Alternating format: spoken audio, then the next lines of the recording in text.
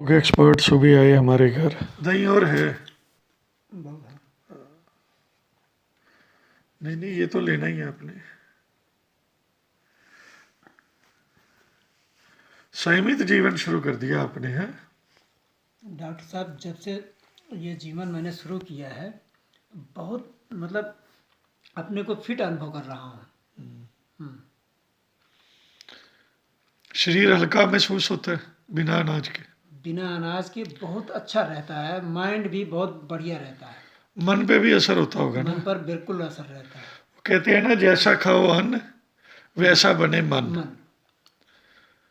तो ये कभी कभार बस ये ले लेते हैं थोड़ा फलाहार, बस जब एनर्जी की जरूरत हो या कोई बस कहीं बंधन ही हो जाए कि कुछ तो लेना ही है शरीर में। शरीर को अब चलना पड़ता है ना। अगर एक जगह पर बैठना हो तो बहुत कोई दिक्कत नहीं है। फिर तो ताजे फलों से भी चल जाता है। सब्जी भी ले लेते हैं ताजी, जैसे सलाद वगैरह? खीरा, ककड़ी, ये सब जो है ले लेते हैं। ठीक, फिर बात करेंगे। खाना सफल हो गया, काम हो जाएगा अब? अब देखो हो जाएगा, इन लोगों की बात पर भरोसा नहीं है मुझको जो है, क्योंकि बात जो है तंत्र है ना, तंत्र है ये जो किसी भी राष्ट्र का होता है ना, उसमें सबसे जरूरी होती है वहाँ की भाषा और वहाँ की कल्चर। आप फ्रांस लगा लो, जर्मनी लगा लो, जापान लगा लो, इवन अगर हम इंग्लैंड को भी सोचें, उन्होंने अपनी भाषा अंग्रेजी को सुरक्षित रखा हुआ है, जो भी उनकी सभ्यता है, जो भाषा है। तो हम भारतवासी क्यों इस बात को नहीं समझ पा रहे इसको? और आपके क्या विचार है? हमारे विचार बहुत ही अच्छे हैं कि संस्कृत को जो है हमारे कल्चर में लाना चाहिए। संस्कृत बोलचाल में भी होनी चाहिए, तब जाकर के समाज कहीं कुछ कर पाएगा। क्योंकि हमारे पूर्वजों की भाषा किसी टाइम पे संस्कृत थी। बिल्कुल। इस भारतवर्ष में जैसा हमने सुना है, कोई भी पुराने ग्रंथ लगा लो जो हजारों लाखों साल पुराने, वो संस्कृत भाषा मूल में तो है ही है। मूल में संस्कृत है, और हमारे पूर्वजों ने बहुत सारी चीजों को जो है खोज करके संस्कृत भाषा में ही रखा है। हाँ। तो जब तक मनुष्य संस्कृत नहीं सीखेगा, तब तक वो कैसे जो है प्राप्त कर पाएगा? आयुर्वेद कोई लगा लो।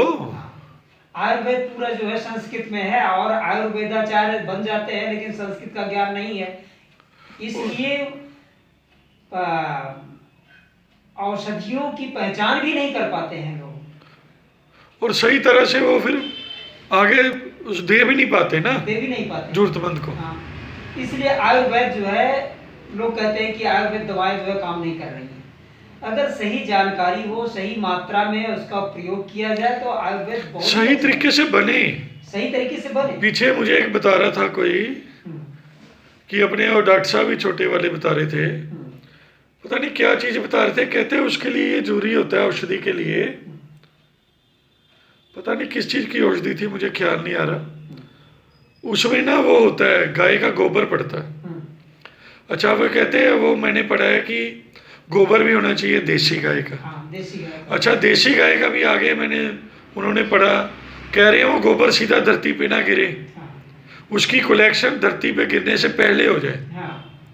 जब गाय गोबर कर रही है, ये हंसने की बात नहीं है, ये हम मूर्ख लोग हैं जो इस बात को हंसते हैं, लेकिन उसका तत्व जब गिर रहा है उस समय वो किसी बर्तन में, किसी चीज में लेके फिर उसको सुखाए, शोधन करे, उसकी तो कोई दवाई का बड़ा लाभ बता रहे थे। बहुत लाभ है। लेकिन देसी गाय, अब क्या होता है, जैसे दवाइयाँ बंद तो जाती हैं, लेकिन मिक्स गायें हैं, जो नीचे से ही जमीन से गोबर उठाया, उसको पाथियाँ बनाई हैं, जैसे भी सुखा दिया, ऐसे ही करते होंगे ना, सुखा के फिर दवा में डलता होगा जो भी है। इसी तरह ही बाकी जड़ी बूटियों का होगा, अगर गोबर के बारे में इतनी संवेदना है कि वो धरती पे स्पर्श ना करे। आप क्या सोचते हैं? ये बहुत सटीक है जो है, गोमूत्र और गोबर, ये दोनों वास्तव में अगर इनका प्रयोग कायदे से किया जाए तो बहुत सारे रोगों में ये लाभदायक है। फिर एक और बात भी ध्यान है, जैसे हम कहते हैं वनस्पति में भी जान होती है, हाँ तो आप देखो जब भगवान श्री हनुमान जी महाराज गए हैं, हम्म, तो जब उनको आकाशवाणी हुई है और उन्होंने फिर वहाँ प्रार्थना की है कि आप प्रार्थना करो तो संजीवनी जो बूटी है वो प्रकट होएगी।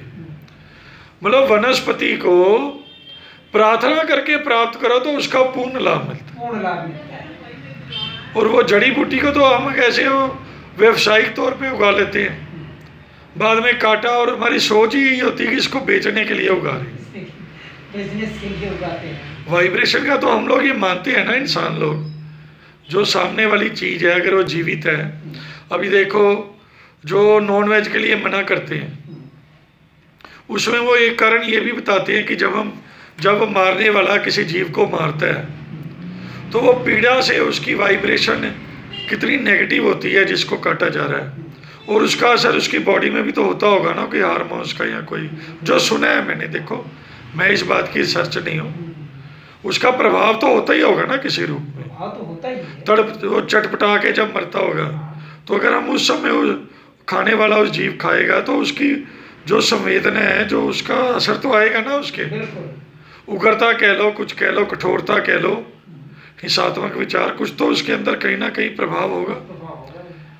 तो ऐसी वनस्पति को भी जब हम कमर्शियल रूप से काटने और बेचने के लिए उगाएंगे, हाँ तो उसका प्रभाव जो है कम हो जाता है।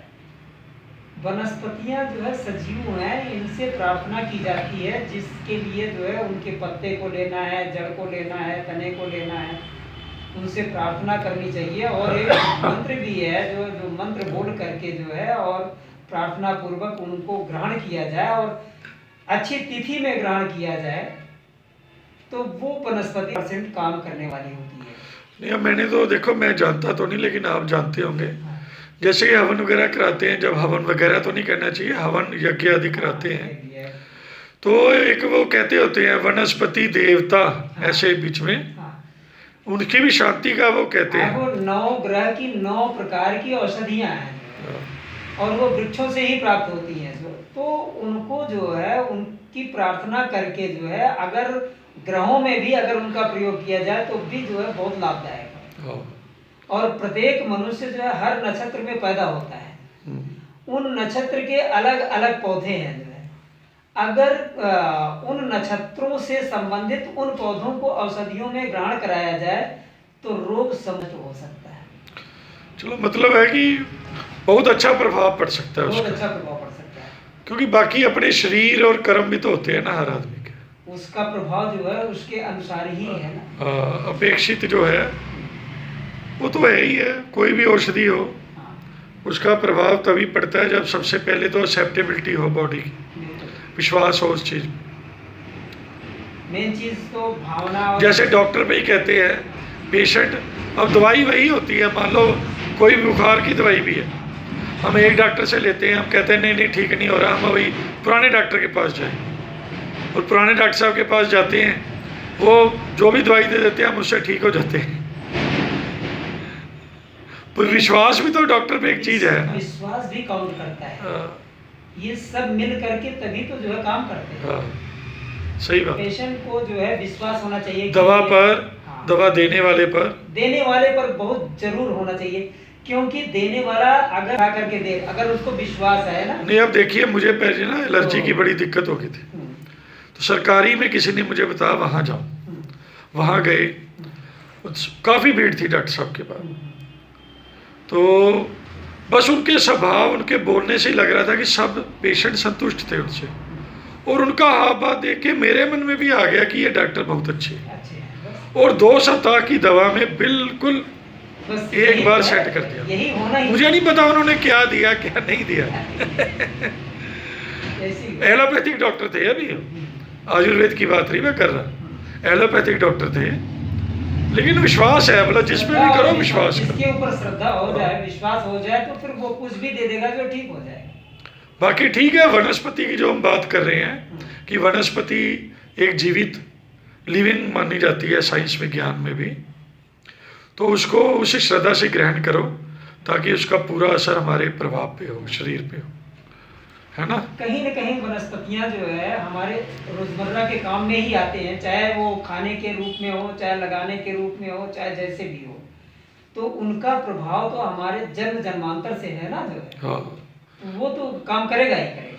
और ठीक है, हमारा भी पंचभौतिक शरीर है और वो भी इस भूतों में ही है, भूतों सृष्टि का ही परिणाम है, हम भी सृष्टि के भाग हैं। बस नेचर पे तो अफेक्ट करेगी। वेट करेगा। तो दोस्तों, बात यह है कि रूटीन लाइफ तो रोज़ दिखाती ही, पर अगर कोई अपना जानकार किसी चीज़ में उसको नॉलेज हो, तो जैसे उस नॉलेज को हम अपने परिवार में शेयर करते हैं, जो बात अच्छी लगे, तो मैं यही सोच के अपनी जो आप यूट्यूब परिवार हैं उनके साथ शेयर कर रहा हूँ। कई बार किसी समझदार या गुणी व्यक्ति की बात हमें अपनी ज़िंदगी में भी कई निर्णय लेने में हेल्पफुल हो जाती है। तो अधिक लोग तो ये पसंद करते ही हैं ऐसी बात, नहीं तो रूटीन में तो जो होता है वो तो चलता ही है। तो अगर इसमें भी अगर हम रूटीन का डाल देते हैं तो बहुत बड़ा हो जाता है वीडियो, इसलिए रूटीन का इतना ना डालते हुए उनसे जो कुछ बातचीत हुई वो आपको दिखा दी। और ये देखिए, बेसन का चिल्ला ब्रेड के साथ थोड़ा लिया और अच्छा लगा ठंडे मौसम में। तो ठीक है दोस्तों, आपको ये मेरे एक मित्र के साथ और उनके गुणों के ऊपर जो बातचीत हुई, उनके अनुभव की कैसी लगी अवश्य बताना।